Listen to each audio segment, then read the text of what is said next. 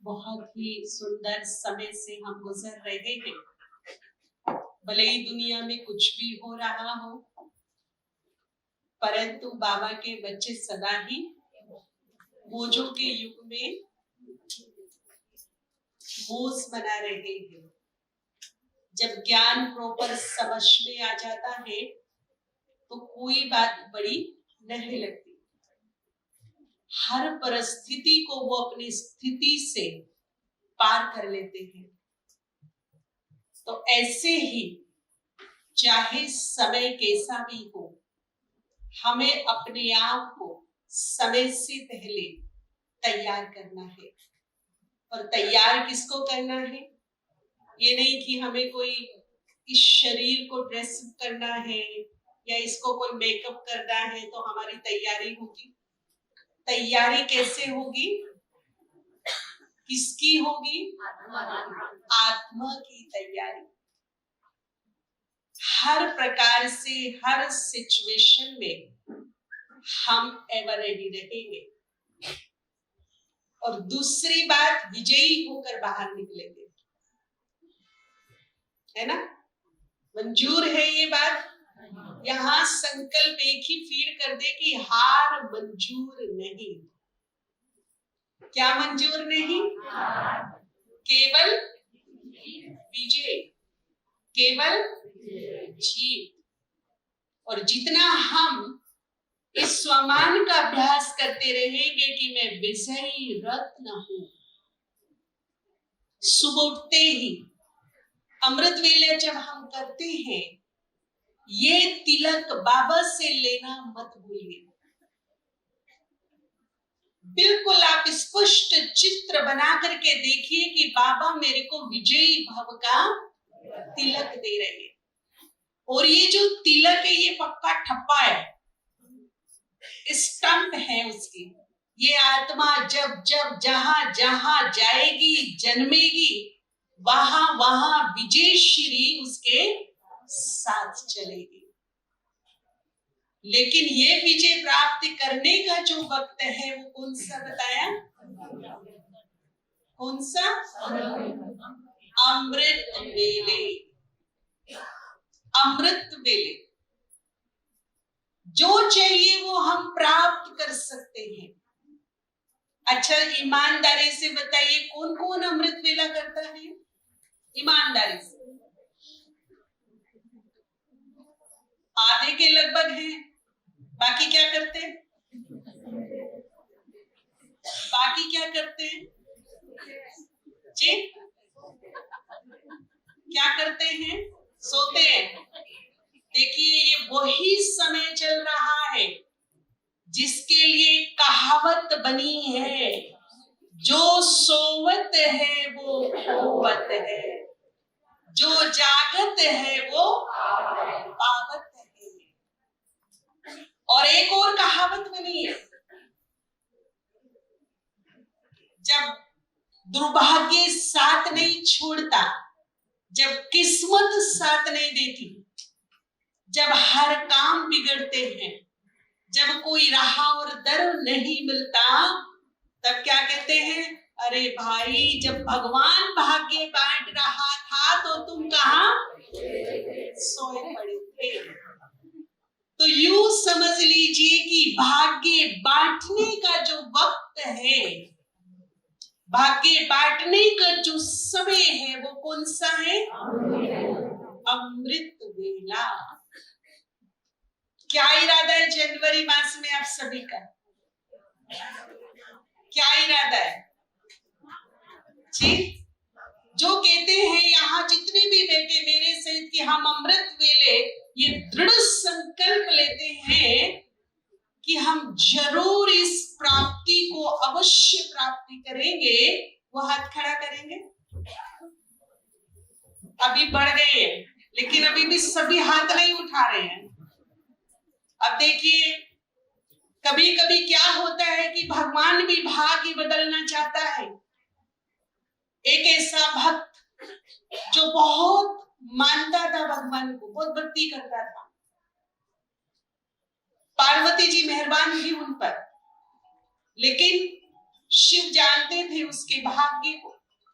वो चाहती थी कि भक्त सब कुछ प्राप्त कर ले, परंतु नसीब नहीं था, भाग्य नहीं था प्राप्ति करने का। कई बार वो बात करती थी कि मेरे भक्त को जो हमें इतनी श्रद्धा से मानते हैं उनको कुछ तो दे दो। तो उसने कहा अभी उचित समय नहीं है और उसका भाग्य नहीं है, मैं दे दूंगा तो भी ये प्राप्त नहीं कर पाएंगे। बोला ऐसे कैसे होगा कि तुम आजमा के देख लो। अच्छा ठीक है, खीरों की पोटली लो, क्योंकि वक्त थोड़ा गरीब था, खाने पीने के लिए भी बड़ी मेहनत मशक्कत करनी पड़ती थी, तब वो अरेंज कर पाता था 2 रोटी। तो बोला कि अभी मैं तुम्हें दिखा देता हूं, इसके भाग्य में ही नहीं है। ऐसा कैसे हो सकता है? तुम हीरो की पोटली इसके सामने डाल दो, ये उठा लेगा और अमीर बन जाएगा, आराम से सुख से रहेगा, इतना तो कर सकते हो।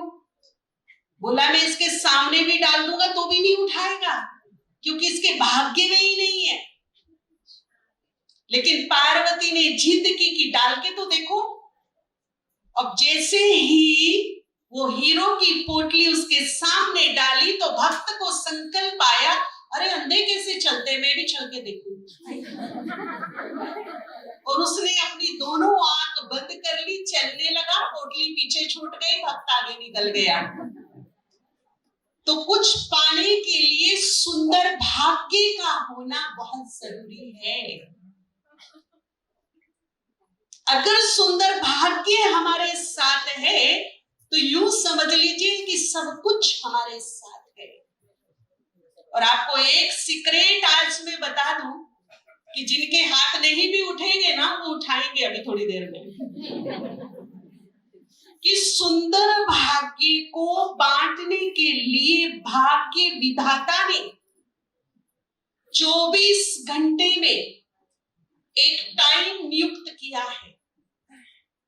24 घंटे में एक ही टाइम है जब वो सिर्फ और सिर्फ बांटने के लिए बैठता है। ये उसका कमिटमेंट है, ये उसका प्रॉमिस है, प्रतिज्ञा है, वायदा है, जब वो सिर्फ बांटने के लिए बैठेगा, देने के लिए बैठेगा। अब वो वक्त कौन सा है? जिसमें बहुत सारे भाई बहने खराटे लगाते हैं। यही वो टाइम है जब वो भाग्य बांटता है और हम क्या करते हैं? हम क्या करते हैं? सोकर उस वक्त को अमृत वेले का सभी धर्मों में भी, शास्त्रों में भी बहुत सुंदर गायन है, बहुत सुंदर। सिख धर्म में भी मानते हैं कि इस मुहूर्त में जो उठ जाता है उसके बिगड़े काम संवर जाते हैं। एक सिख भाई जिसका कारोबार बहुत अच्छा चल रहा था, अचानक समय ने करवट बदली। ऐसा वक्त आ गया कि अब खाने के लाले पड़ गए, समझ नहीं आ रहा था कहां से कमाई, कैसे खिलाए। बहुत ही मुसीबतों से वो परिवार गुजर रहा था। तो सिख को ख्याल आया, क्यों ना मैं अपने गुरु से पूछूं कि मैं कैसे बाहर निकल सकता हूं। वो किसी ज्ञानी जी के पास, गुरु जी के पास गए और बोला, इतना खराब समय मेरा आ गया जो मैंने कभी कल्पना भी नहीं की थी। मेरा परिवार भूखों मरनों की नौबत है में आ गया है, मैं क्या करूं। तो गुरुजी ने बोला, कितने बजे उठते हो सोकर? तो बोला 8 बजे के आसपास सभी उठ जाते हैं। जिसने उगता सूरज नहीं देखा उसका भाग्य कैसे मुस्कुराएगा। उगता सूरज जो देखता है उसका भाग्य भी चमकता है।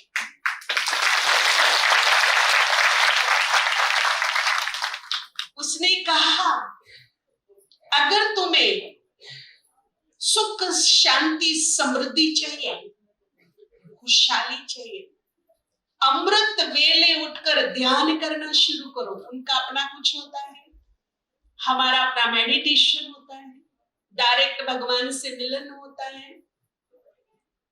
तो फिर उसके सामने रास्ता भी कुछ नहीं था। उसने कहा ठीक है, लेकिन उन्होंने एक बात और कही कि खुद तो तुम ध्यान करना ही, साथ में तुम्हारे परिवार में से कोई एक गले में ढोल बजाता हुआ जाए गली में और सबको जगाए कि ये सोने की वेला नहीं है, ये कुछ पाने की वेला है, जग जाओ। सारे मोहल्ले को जगाना ढोल डाल के गले में। कुछों की गाली भी पड़ेगी, गुस्सा भी करेंगे कि हमारी नींद खराब कर दी, लेकिन तुम इन चीजों से डरना नहीं, जगाना, जितना हो सके जगाना। 4 बजे गले में ढोल लेके निकल लेना और एक एक दरवाजे पर ढोल बजा बजा के बोलना कि ये सोने का वक्त नहीं है, उठ जाओ, जागो, भाग्य प्राप्त करो। उसने कहा ठीक है। लंबे समय तक उन्होंने किया। आज वो फैमिली कनाडा में है, बहुत बहुत बहुत रिच है। उनकी पीढ़ी दर पीढ़ी कनाडा में ही बस गई है जाकर के। परंतु कनाडा से एक व्यक्ति पंजाब में होता है। वो किस लिए होता है? वो गले में ढोल बजाकर अपनी ड्यूटी आज भी प्ले कर रहा है, आज भी बजा रहा है। अमृत वेले का जो वक्त है, इस समय साइंटिस्ट बताते हैं, जिन्होंने रिसर्च किया है, प्रकृति अपनी पूरी सतो प्रधान सिचुएशन में आ जाती है, शांत हो जाती है। ब्रह्मांड में कुछ ऐसे रसायन बनते हैं जो हमारे बुद्धि के लिए, मन के लिए बहुत जबरदस्त टॉनिक का काम करते हैं। और शास्त्र हमारे बताते हैं 12 बजे के बाद ब्रह्मांड में देवताएं विचरण करते हैं, मतलब अलौकिक देविक पॉजिटिव शक्तियां जागृत अवस्था में आ जाती है। अमृत वेला इसीलिए नाम रखा है, वेला ही अमृत के समान है। अगर कोई पूछे कि 24 घंटे में सबसे बेस्ट शुभ मुहूर्त कौन सा होता है, तो कौन सा होता है? ब्रह्म मुहूर्त से बड़ा कोई शुभ मुहूर्त होता ही नहीं है। और ये शुभ मुहूर्त सबके जीवन में आता है, हर 24 घंटे में आता है, पर कोई इसका फायदा उठा रहे हैं और कोई सो करके गवा रहे हैं। कोई फायदा उठा रहे हैं और कोई सो करके गवा रहे हैं। क्या विचार है आप सभी का? एक भाई मेरे को मिले, उन्होंने बोला करोड़ों का कर्जदार हो गया मैं, कई बार ख्याल आए कि सुसाइड कर लूं, कोई रास्ता नहीं मिल रहा था कि कैसे कर्ज को चुकाऊं। किसी ने उनको सजेस्ट किया अमृत वेला उठना शुरू किया। अमृत वेला उठना शुरू किया, बाबा से अपने दिल की बातें शेयर की। भाग्य विधाता ने उसके हाथ की रेखाएं बदल दी और वो कर्ज मुक्त हो गया। ब्रह्म मुहूर्त में, शुभ मुहूर्त में अगर हम शुभ दर्शन कर लेते हैं, अब शुभ दर्शन कहते हैं ना, सुबह सुबह किसका चेहरा देखा पूरा दिन ही बिगड़ गया। पहले मान्यता ये थी कि जब घरों में छोटे छोटे मंदिर जरूर होते थे और सुबह उठते ही वो अपनी आंख बंद करके मंदिर के सामने खड़े होते थे और देवी देवताओं को ही सबसे पहले देखते थे। आज क्या होता है? आज क्या होता है? एक माया का चमचा है सबके हाथ में, बहुत बड़ा चमचा है जिसने सबको अपनी लपेट में ले रखा है। उसे सिर के पास ही रखकर सोते हैं। आंख खुलते ही पता भी क्या है इसमें, ऐसे उठाएंगे कि पता नहीं उसमें उसकी प्राण बसती है कि जान बसती है। उसके बिना ना दिन शुरू होता ना रात खत्म होती।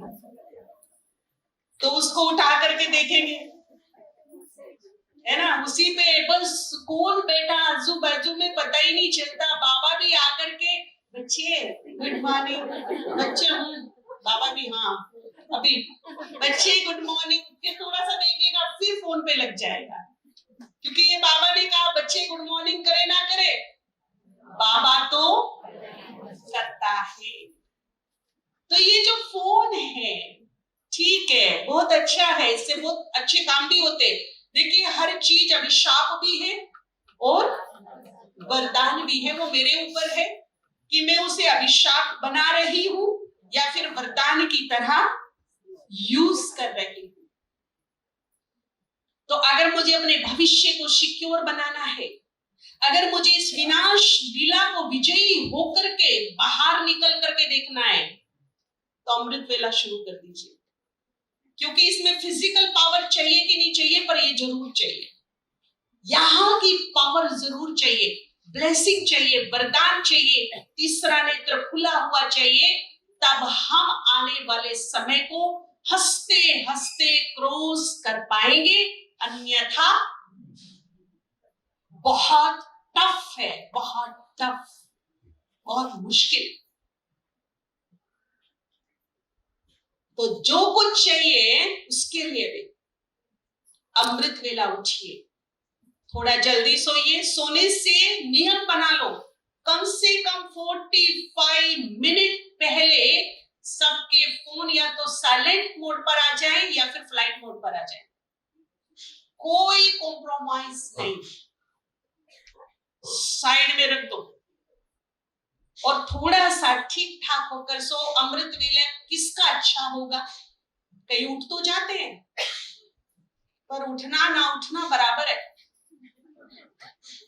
इतने झटके मारते हैं कि पता नहीं अंदर से भूकंप है कि बाहर से है। हम लोग भी कई बाबा के रूम में बैठे रहते हैं तो देखते हैं कि सिर घुटनों को टच हो जाता है बार बार, कई तो खराटे लेने ही शुरू कर देते, इतनी स्वीट नींद सोते। 1 घंटा हो गया अमृत वेला पूरा। अब ऐसा अमृत वेला नहीं चाहिए। अमृत वेला कैसा चाहिए? उसमें कुछ प्रॉब्लम्स भी हैं, कुछ लोग मेडिसिन लेते हैं, उसका इफेक्ट रहता है, कुछ लोगों को देर से सोना होता है, उसका भी इफेक्ट रहता है, कुछ लोगों को हेल्थ प्रॉब्लम है, मान लीजिए किसी में एचपी बहुत ज्यादा कम है, किसी का बीपी बहुत ज्यादा डाउन है, या कुछ और प्रॉब्लम है, उनको भी नींद आती है। लेकिन आई एम श्योर अगर हम थोड़ा सा हिम्मत करके युक्ति से इस अमृत वेले को सक्सेस बना देंगे तो ये रोग भी ठीक हो जाएंगे, क्योंकि उस समय प्रकृति में भी एक अमृत बनता है। उस समय जब हम जागृत अवस्था में होते हैं, जिस हवा में हम सांस लेते हैं वो हवा भी अमृत के समान होती है, बहुत सारे रोगों की हीलिंग करने की ताकत उसमें होती है। लेकिन शर्त एक है, जागृत अवस्था। तो उसकी जो भूमिका है वो हमें शाम को ही बनानी पड़ेगी। सबसे पहले अपने सबकॉन्शियस माइंड को रेडी करना पड़ेगा, तैयार करना पड़ेगा, स्वेच्छा भरनी पड़ेगी। अगर आप मेरे कहने से करोगे ना, 2 दिन करोगे, 4 दिन करोगे, 5वें दिन नहीं करोगे। उसके लिए खुद की विल पावर चाहिए, खुद की स्वेच्छा चाहिए, तब होगा। तो शाम को क्या करना है, जल्दी खा लें, 7:30 के बाद।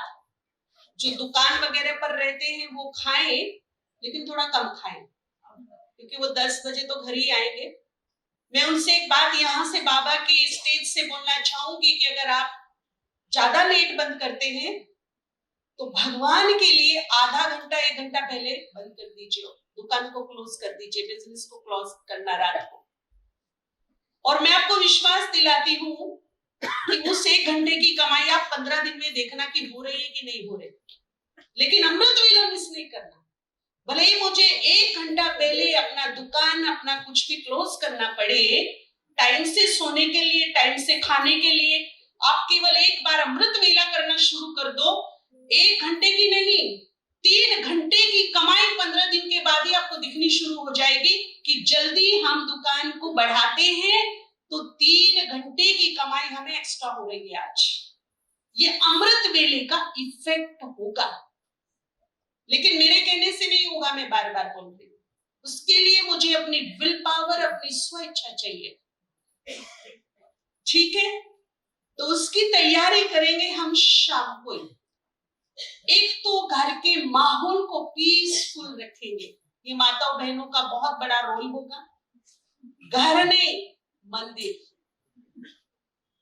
वो घर नहीं है, उसको क्या बनाएंगे? मंदिर। स्वच्छ वातावरण, स्वच्छता बहुत बड़ा रोल प्ले करती है योगी बनने में। कंसंट्रेशन बहुत हाई लेवल का बनेगा जब हमारा घर स्वच्छ होगा, व्यवस्थित होगा।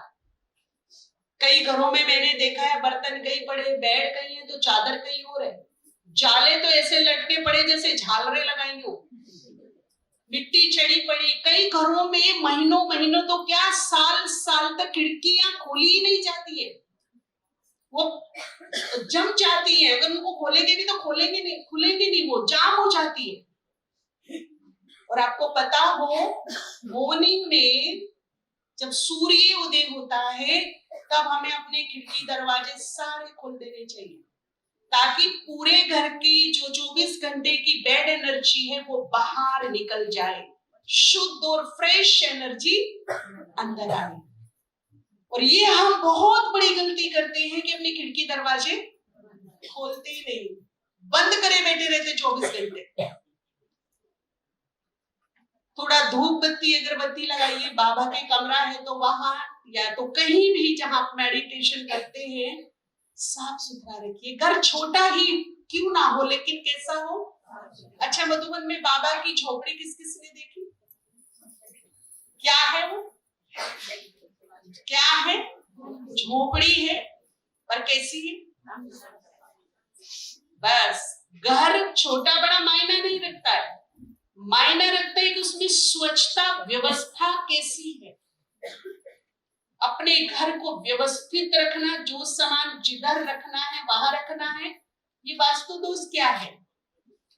कहते हैं ना वास्तु दोष है, व्यवस्थित नहीं है। अब देखिए मेरे सामने फ्लावर रखा है, ये भी व्यवस्थित है, ठीक है। ये कैसा है? अच्छा लग रहा है क्या?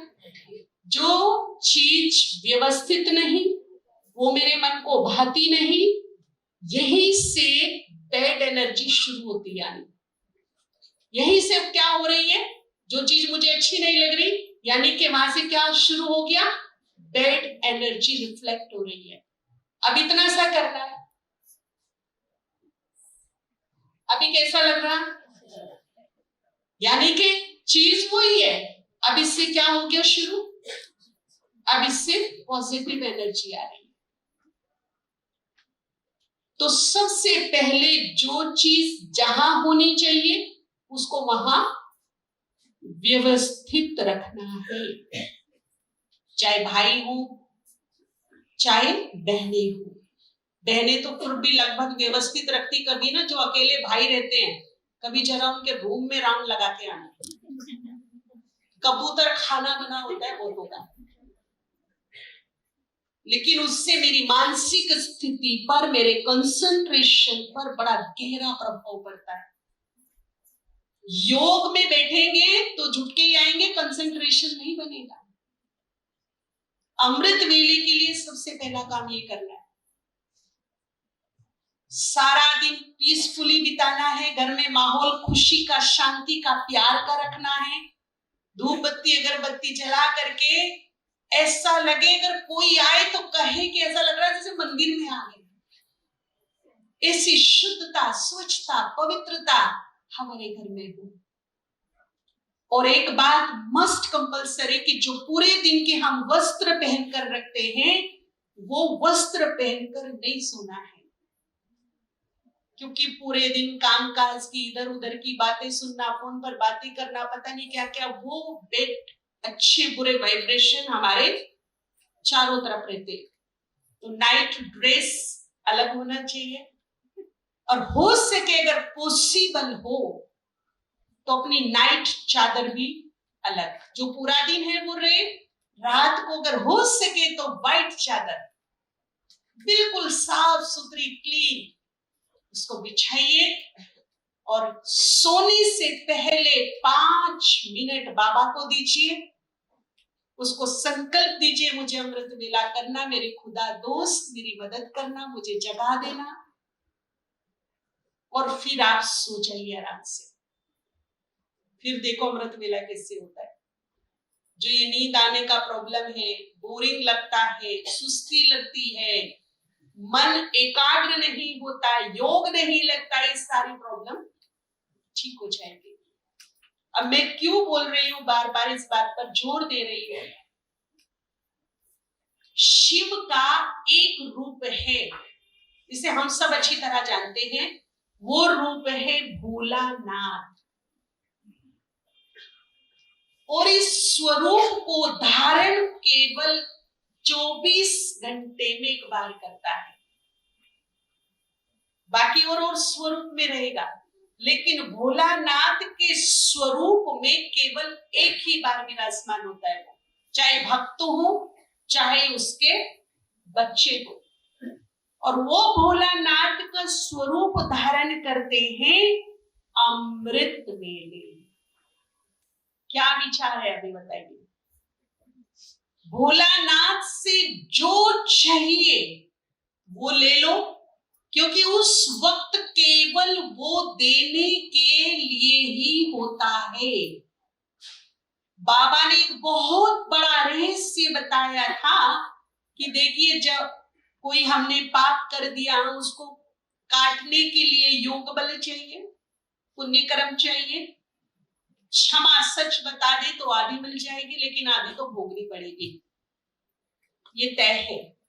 लेकिन बाबा ने कहा, ये उसके महावाक्य हैं, अगर तुम अपने भूलों की माफी भी लेना चाहते हो तो एक ही वक्त मुकर्रर है, अमृत वेला, जब खुद भोलानाथ बनकर शिव बैठते हैं और सिर्फ देने के लिए बैठते हैं, सिर्फ देने के लिए बैठते हैं। जैसे महाभारत के कर्ण थे, उनको भी क्या बोला गया, महादानी के नाम से जाना जाता था, पर वो 24 घंटे नहीं बांटते थे, 24 घंटे वो नहीं देते थे किसी को कुछ भी। उनका एक वक्त मुकर्रर था, और वो वक्त ऐसा था कि अगर उनके प्राण भी मांगेंगे तो भी दे देंगे, तब मना नहीं है। लेकिन अगर वो वक्त बीत गया, उसके बाद बिल्कुल नहीं देंगे, कुछ नहीं देंगे। और वो वक्त कौन सा था? वो सुबह का वक्त था, जब वो गंगा स्नान करने जाते थे, और गंगा स्नान करके जब वो बाहर किनारे पर आते थे, उस वक्त जो भी उनसे मांग लो वो देगा, वचनबद्ध था। उसने ये वचन दिया हुआ था, और इसी का फायदा उठाया किसने? किसने उठाया था इसका फायदा मालूम है? कृष्ण ने इसी का फायदा उठाया था कि उसके क्या मांग लिए जाएं, कि जब तक कवच कुंडल पास में रहेंगे उनको पराजित करना असंभव है। इसी चीज का फायदा उठाया था। उन्हें पता था कि कवच कुंडल देते ही मेरी हार सुनिश्चित है, लेकिन वचनबद्ध थे। उसके बाद भी उन्होंने क्या किया, अपना कवच कुंडल दे दिया। इसी तरह से शिव भोलानाथ अमृत वेले वचनबद्ध है, उसका कमिटमेंट है, जो चाहिए ले लो। वक्त एक ही है, उसके बाद कोई वक्त नहीं। अब देखिए, हम भी बुद्धिमत्ता से काम लें, सुंदर अवसर का फायदा उठाएं।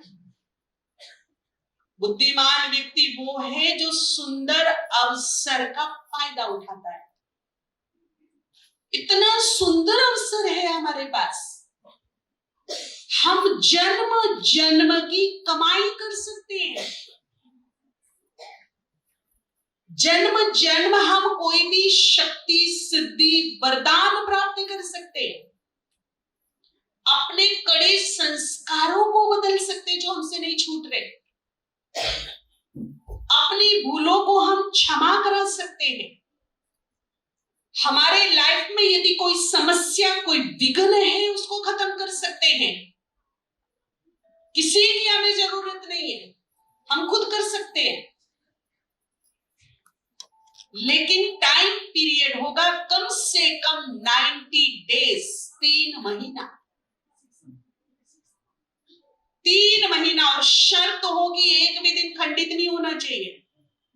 ये नहीं कि 2 दिन किया, 1 दिन सो गया, फिर 2 दिन किया, फिर 2 दिन छुट्टी मार ली, फिर रिजल्ट नहीं।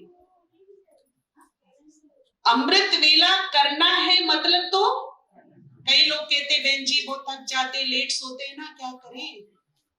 अब देखिए, एक बार हमारी मामा बैठी थी, कोई वीआईपी आने वाला था, आते आते लेट हुई, मिलते मिलते रात के 2 बज गए, 2:30 बज गए। 10 बजे से वेट कर रहे थे। सबने मामा को कहा, मामा आपकी हेल्थ भी अच्छी नहीं है, अब आप सो जाइए।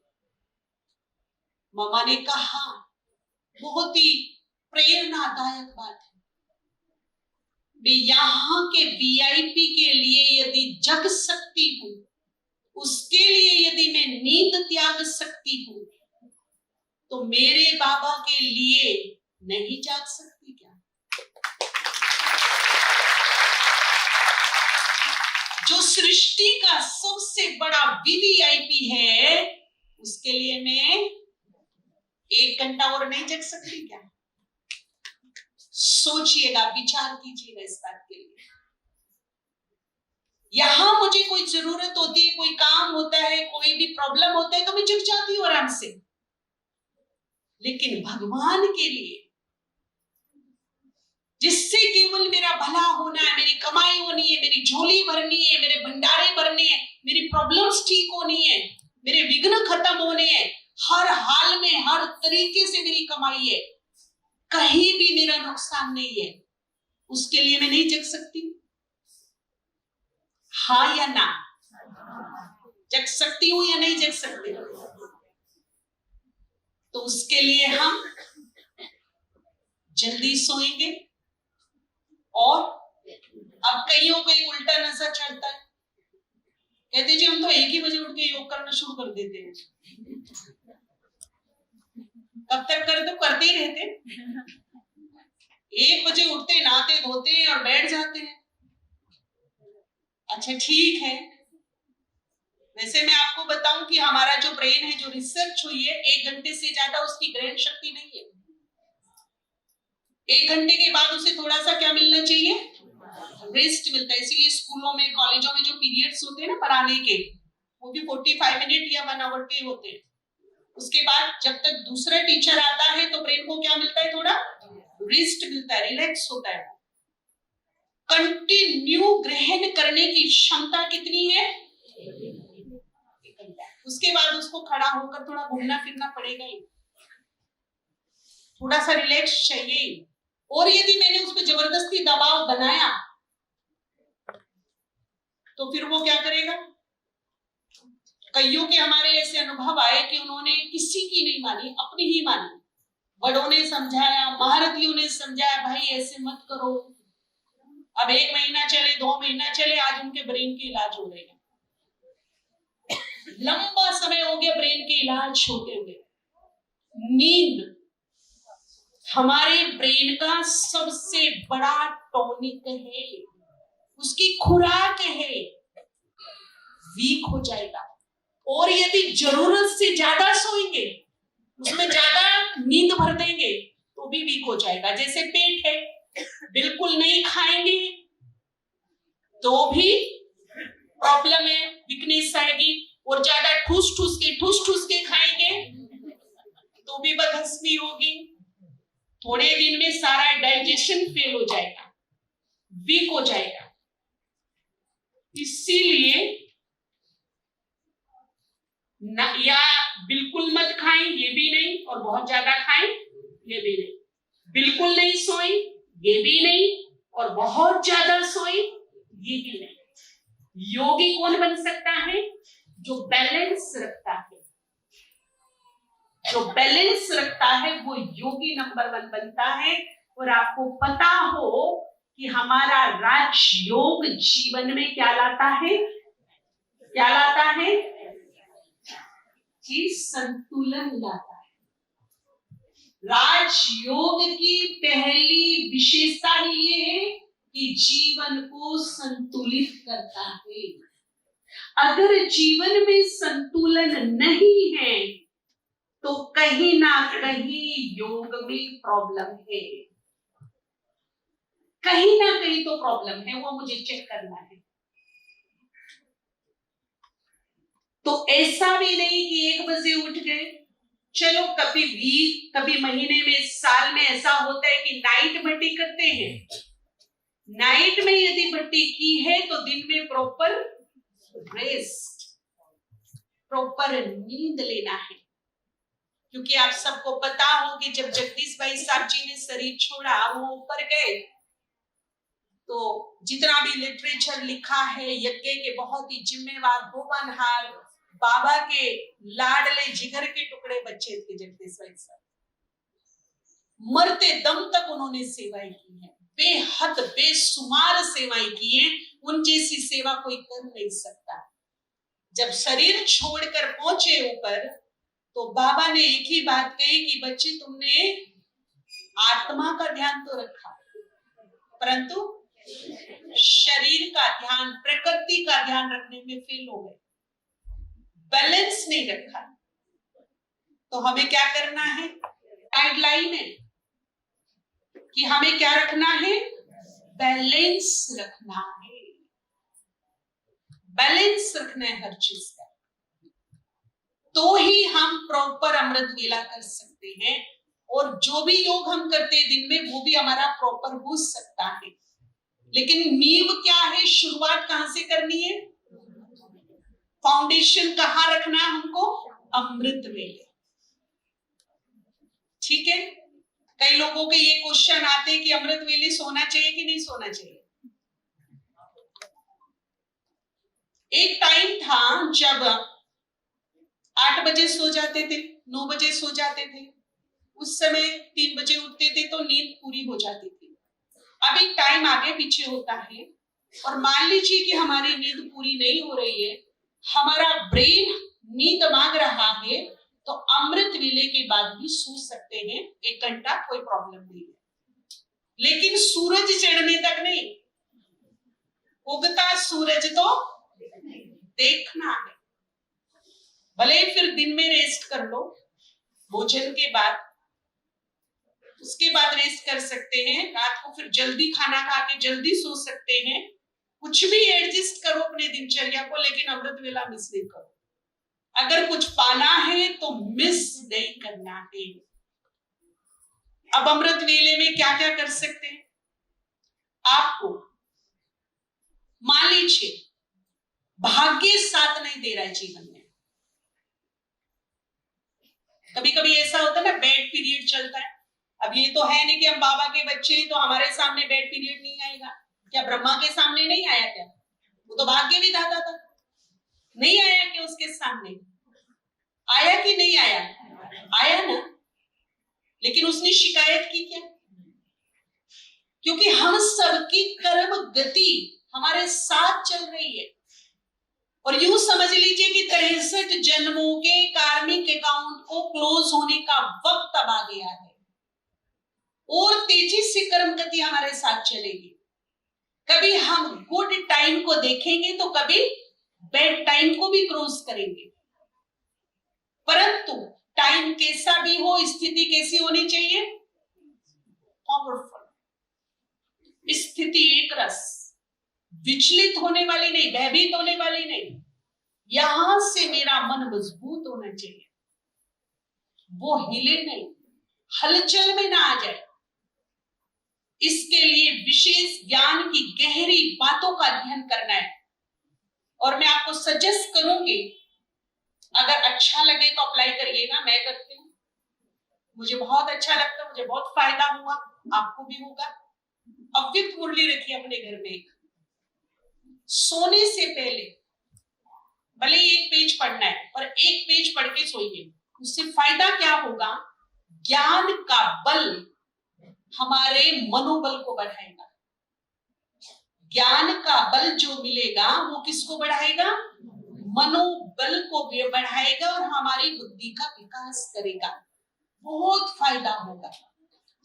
मान लीजिए कोई परिस्थिति भी यही और ज्ञान का बल यहाँ है, तो वो परिस्थिति मेरे मन पर हावी नहीं होगी, मेरा मन उसको समाधान की तरफ ले जाएगा। ये बहुत बड़ा फायदा होगा। अगर अच्छा लगे तो अप्लाई करके देखिएगा। बहुत लोग करते हैं ये चीज। हम लोगों को बचपन में ही आदत डाल दी थी हमारे पेरेंट्स ने, तो हमको आदत है, हम एक पेज जरूर पढ़ के सोते हैं। टाइम भी नहीं है तो थोड़ा सा पढ़ लेंगे, सो जाएंगे। तो इस तरह से हम अपने अमृत वेले को खूबसूरत बनाएंगे। भाग्य साथ नहीं दे रहा है तो ये सोचना बंद कर दो कि भाग्य साथ नहीं दे रहा है। ये सोचना शुरू कर दो, मैं बहुत लकी हूँ, मैं बहुत सौभाग्यवान हूँ। और इसी उम्मीद से अमृत वेले उठना, बाबा से गुड मॉर्निंग करना, फील करना कि बाबा का हाथ मेरे सिर पर है, एक चित्र देखना तीसरे नेत्र से, और उस हाथ को कुछ सेकंड के लिए महसूस करना। परमात्मा जब अपना हाथ सर पे रखेगा तो कैसी महसूसता होगी, क्या क्या होगा, कैसा उसका टच होगा, स्पर्श कैसा होगा, ये मुझे डीपली फील करना है, महसूस करना है। फिर उसके बाद आप फील करो, देखो एक बहुत सुंदर चित्र, ये योग के हिस्से हैं, बाबा ने मैसेज के द्वारा बताए हैं कई बार कि भाग्य विधाता अमृत वेले में शुभ मुहूर्त में अपने शुभ हस्तों से मेरे राइट हैंड पर लिख रहा है, पद्मा पदम भाग्यशाली। देखो हस्तक की रेखा ही बदल जाएगी। दिन में उसे ना देख के मुस्कुराओ। खुद भाग्य विधाता ने बड़े इत्मीनान से मेरे हाथ पे लिखा है, क्या लिखा है? पद्मा पदम भाग्यशाली हूं मैं। कम से कम 21 बार 51 बार जितना भी लगे उतना आप उसको पढ़िए और मुस्कुराइए। अब लिखा हुआ देखिए अपने हाथ में, पद्मा पदम भाग्यशाली। बार बार देखिए, जब भी टाइम मिले ना, क्या लिखा है आज बाबा ने मेरे हाथ पर। कैसा भी सोया हुआ भाग्य हो वो जाग जाएगा, भाग्य साथ देगा। इस तरह से अपने दिन की शुरुआत करिएगा। मान लीजिए विघ्न बहुत है लाइफ में,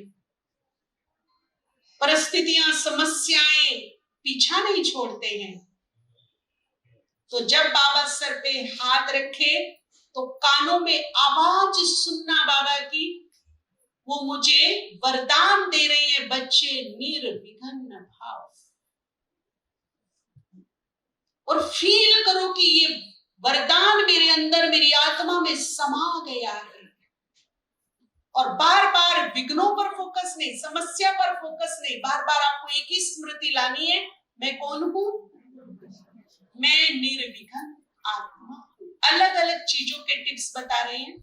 पहले दुर्भाग्य का था, अब विघ्नों का है। मैं कौन हूं?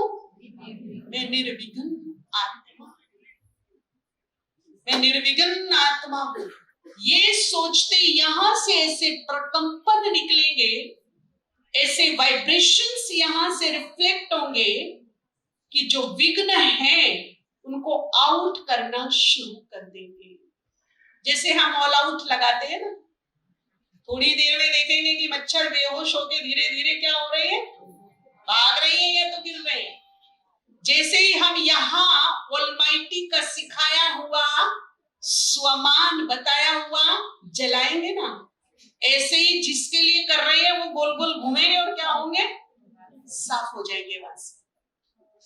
तो अगर विघ्न बहुत है तो क्या करना है, पहले वरदान लेना है बाबा से। कानों में क्लियर आवाज सुन रही है, जैसे बाबा स्वेच्छा से सर पे हाथ ममता मई रख करके मुझे बोल रहा है, बच्चे तुम कौन हो, निर्विघ्न आत्मा।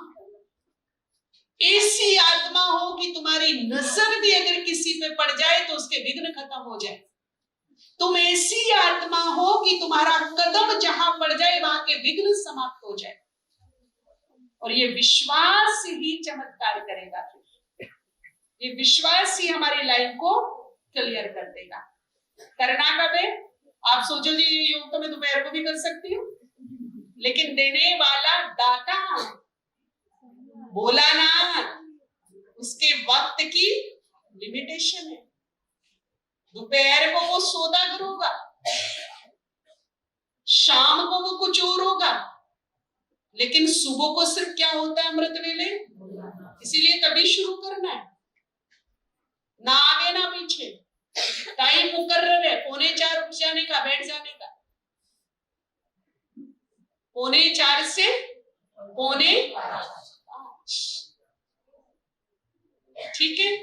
दूसरा, मान लीजिए रोग बड़े सता रहे हैं, मन मुटाव है, मानसिक टेंशन है, डिप्रेशन है, नींद नहीं आती, भय लगता है, दवाइयां असर नहीं कर रही है, कुछ दिन क्षमा याचना करना अमृत वेले। सबसे पहले बाबा से, हे रहमदिल क्षमा के सागर, जो भी जाने अनजाने में अज्ञानवश विकारों के वश मुझसे भूल चूक हो गई है, मैं सच्चे हृदय से स्वीकार करती हूं अपनी गलती और आपसे क्या करती हूं, दिल से क्या मांगती हूं, क्षमा के सागर, रहमदिल दया के सागर, मुझे क्या करो, क्षमा क्षमा। उसके बाद प्रकृति, प्रकृति के 5 तत्वों को विजुअलाइज करेंगे हम और उसे एक मां की तरह देखेंगे, वो है भी मां। हे प्रकृति मां, तूने जन्म जन्म युगों से मेरी पालना की है, वो सब कुछ दे रही है जो मुझे चाहिए। तेरे बिना मेरा जीवन एक पल भी संभव नहीं। तुम्हारा शुक्रिया, धन्यवाद, आभार। मेरे वचन कर्म व्यवहार से तुम्हें थोड़ा भी कष्ट पहुंचा हो, तकलीफ पहुंची हो, मैं क्या करती हूं, क्षमा मांगती। ये प्रकृति मां मुझे क्षमा करेगी। और फिर तीसरा किससे करना है, आत्माओं से, जिसको हमने कभी भी मन वचन कर्म व्यवहार से कष्ट दिया हो, इस जन्म में दिया हो या पूर्व जन्म में दिया हो, या फिर जिन्होंने हमें कष्ट तकलीफ टेंशन दिया हो किसी भी तरीके से, सबसे पहले बुद्धिमान बनकर समय को भांप कर कि अब उलझने का वक्त नहीं है, अब तेजी से स्पीड लेने का वक्त है। सच्चे हृदय से स्वेच्छा से उन आत्माओं को प्रभु के हवाले कर दो, जिसने जो भी किया भगवान को सौंप दो और अपने चित्त को शांत करके क्षमा दान करो। किसी ने बुरा बोला, दिल दुखाया, मेरा कुछ लूटा छीना झपटा कुछ भी किया, इस जन्म से और पूर्व जन्म से रिलेटेड आत्माओं को मैं क्या करती हूँ, खुले दिल से माफ करती हूँ, माफ करती हूँ, क्षमा करती हूँ। और जिन्होंने मुझे कष्ट दिया उनको मैंने माफी दे दी, पर मैंने जिनको दिया, अब कोई मैं इतनी अच्छी तो मैं भी नहीं हूँ गलियों में कि मैंने अमृत वेला उठना पड़ेगा, वहां भी नहीं छोड़ूंगा मैं तुम्हें, क्योंकि अच्छे बच्चे जल्दी उठते हैं और हम किसके बच्चे हैं? तो शिव बाबा के अच्छे बच्चे देर तक सोएंगे क्या? तो बाबा ने कहा, किसी ने पूछा बाबा सतयुग में भी अमृत वेला उठना पड़ेगा क्या? बोला हाँ, वहां भी अमृत वेले ही उठना पड़ेगा, लेकिन वहां थकान नहीं होगी, एकदम फ्रेश उठेंगे, तरोताजा होके उठेंगे। तो अगर शरीर में रोग है, प्रॉब्लम है, मानसिक टेंशन है, मनमुटाव है, तो फिर क्या करना है? अमृत वेले क्या करना है? क्षमा याचना। और एक चीज और मैं लास्ट में बताऊंगी, एक चीज बहुत ही काम की है, वो आप 15-15 दिन, 1-1 महीना भी कर सकते हो, फिर कुछ और ले सकते हो उसकी जगह, फिर कुछ और ले सकते हो, मजा आएगा। भगवान ने कृपा दृष्टि दी है, कहते ना भगवान कृपा दृष्टि कर दो अपनी, तो उसकी दृष्टि में क्या समाया है? 3 मिनट, जो बाबा ने कहा ना, वैसे तो 5 कहा, एक स्वरूप पर स्थित हो जाओ। कम से कम कितना मिनट बोला है? 5 मिनट बोला है। अगर टाइम हो तो कर सकते हैं, नहीं तो आप विजुअलाइज करना, देखना, डिवाइन ब्रह्मा बाबा, विष्णु रूप फरिश्ता, इस ब्रह्मांड की बड़ी पावरफुल शक्ति, उसके मस्तक में चमक रही है महाज्योति शिव, दोनों शक्ति मेरे सामने विराजमान है। शिव ब्रह्मा की नजरों से मुझे देख रहा है, निहाल कर रहा है, और उसकी इस दृष्टि में कृपा समाई है। वो साधारण दृष्टि नहीं है, वो कौन सी दृष्टि है? कृपा दृष्टि। उसकी सुंदर वाइब्रेशन को, उस एनर्जी को आंखों में से निकलता हुआ देखना और अपनी आंखों में समाते हुए देखना, एकाग्र कर देना अपने मन को कृपा दृष्टि लेने में, खुली आंख से, क्योंकि सोई हुई आंखों में तो कृपा दृष्टि जाएगी नहीं। खुली आंखों से सजग होकर के, अलर्ट होकर के बैठना और वो कृपा दृष्टि रिसीव करना। अब होगा ये, कितना लंबा समय हम ये कृपा दृष्टि लेंगे। अब जब हम किसी और को दृष्टि देंगे लेकर के, तो हमारी आंखों से क्या निकलेगा? जो हमने लिया वही हम क्या करेंगे? दूसरों को दे सकते हैं। और आपको पता हो कि सबसे ज्यादा वाइब्रेशन आत्मा से कहां से निकलते? एक आंखों से और एक हाथ से। इसीलिए गाय ने कृपा दृष्टि कर दो, दृष्टि दे दो, हाथ रख दो, कोई ये तो नहीं कहता पांव रख दो। सर पे क्या रखवाते हैं? ये दो, वैसे तो पूरी बॉडी से वाइब्रेशन निकलता है, लेकिन जो फ्लो बनता है, फ्लो, वो हमारी आंखों से और हमारे हथेलियों से निकलता है। तो वो पावर को जब हम मेडिटेशन करें तो ऐसा फील करें कि ये पावर मेरी आंखों में भी समा रही है और हस्तों में भी आ रही है। 1 दिन, 2 दिन, 3 दिन, फिर इतना मजा आएगा ना, बाबा से दृष्टि लेने में मगन हो जाएंगे हम। इतनी प्यारी दृष्टि, इतनी शक्तिशाली। कभी उसमें शक्ति की कृपा होगी, कभी उसमें हमारे संस्कार जो कड़े हैं उसको भस्म करने की कृपा होगी, कभी हमें निरोगी बनाने की कृपा होगी, कभी हमें सक्षम और समर्थ बनाने की कृपा होगी, तो कभी उसमें दया भरी होगी, कभी उसमें इतना प्यार भरा होगा कि लवलीन स्थिति हो जाएगी। बस वो मुझे देख रहा है, मैं उसको देख रही, दुनिया गायब है।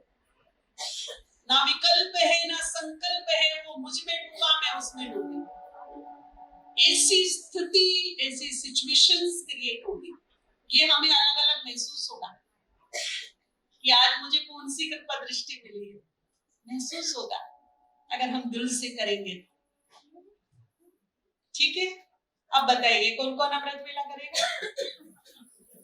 हिसाब जाग गए, कोने वाले, इधर वाले, उधर वाले। ठीक है, आप सब अमृत वेला करेंगे तो हमारा आना सफल हुआ।